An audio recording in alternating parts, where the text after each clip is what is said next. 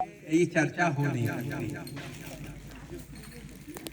हमने तो अपने जीवन में अब तक जो अनुभव किया वो यही समझा कि वृंदावन रस सवन से राखो दूर दुराए।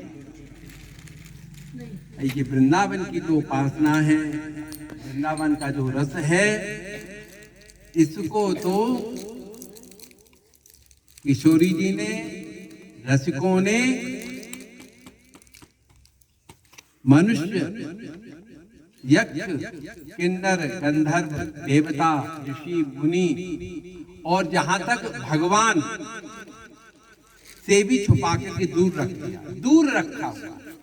जब कोई वस्तु दूर रहती है ना तो उसको ढूंढा नहीं जा सकता है, और उसमें भी दूर रख करके भी छिपा के रखा है। वृंदावन रस सवन ते, सवन ते मन सबसे, कोई बाकी सब विशेष नाम नहीं दिया, मनुष्य से लेकर के और भगवान तक, इस बीच में जो भी आ जाते हैं सबके लिए कहा है। सवन से राखो दूर दुराए, छुपा के रखा है। ये तो जो अभी रस गाया है, सुना है, समझा है और सुनते हो, वृंदावन में आते हो, गाते हो, सुनते हो, श्यामा कुंज में भी इसकी चर्चा होती है।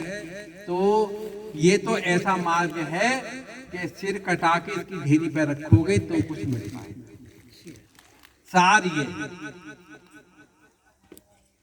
तो इसके लिए तो बोले कि सिर कटा के तो नहीं रख सकते, जो सहज बात है, सरल है, सिद्धांत की बात है, वो कहनी चाहिए।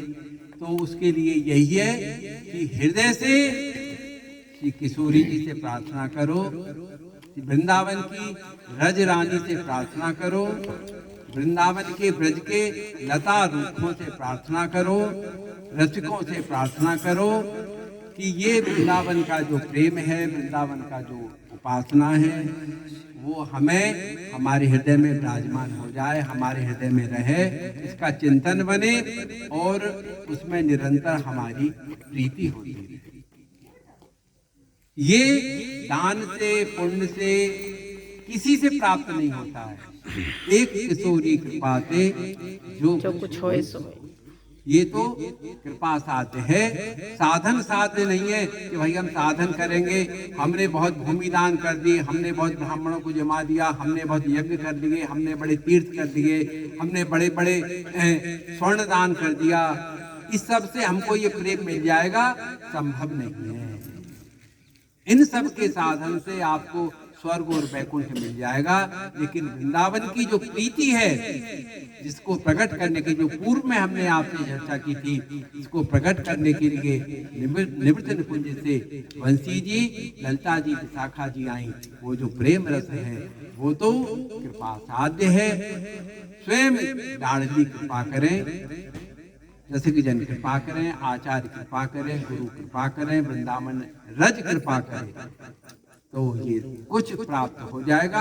और जब ये प्राप्त हो जाएगा तो अन्य प्राप्ति की कामना हृदय से हट जाएगी। और इसका लक्षण यही है कि आप कैसे अनुभव करोगे कि हमें ये प्रेम मिल गया, कि और कामना हृदय में जागृत ही नहीं। जब और कामनाएं मन से हट जाएं और इसी ये जो मिल जाए, क्योंकि ये तो कल्पतरु है, जैसे कल्पतरु के नीचे जाके जो मांगोगे सो मिल जाएगा, उस प्रकार से है। और कामनाएं फिर समाप्त हो जाएंगी, केवल क्रिया चरणों की रति, हित रति की ही एक लालसा रह जाए। और हित रति अपने आप में इतनी परिपूर्ण है कि उसको प्राप्त होने पर जितनी भी लौकिक कामनाएं हैं, जितनी भी समस्त कामनाएं हैं, वो इसके आगे तुच्छ प्रतीत होने लगेंगी। इतना सुख और आनंद की अनुभूति हृदय को होने लगेगी।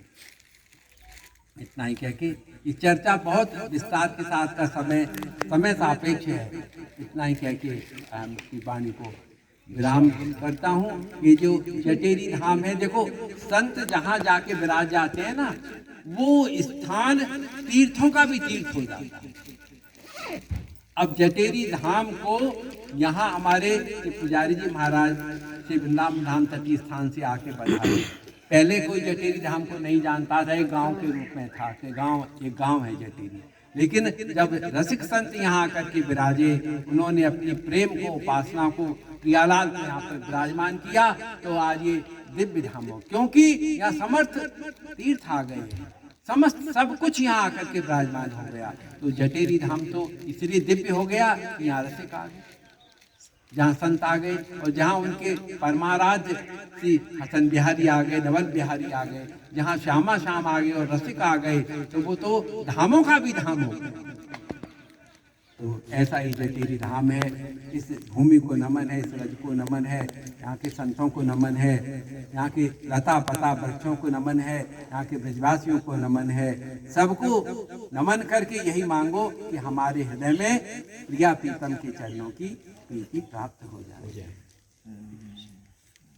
जय जय श्री राम, श्री हरि वंश।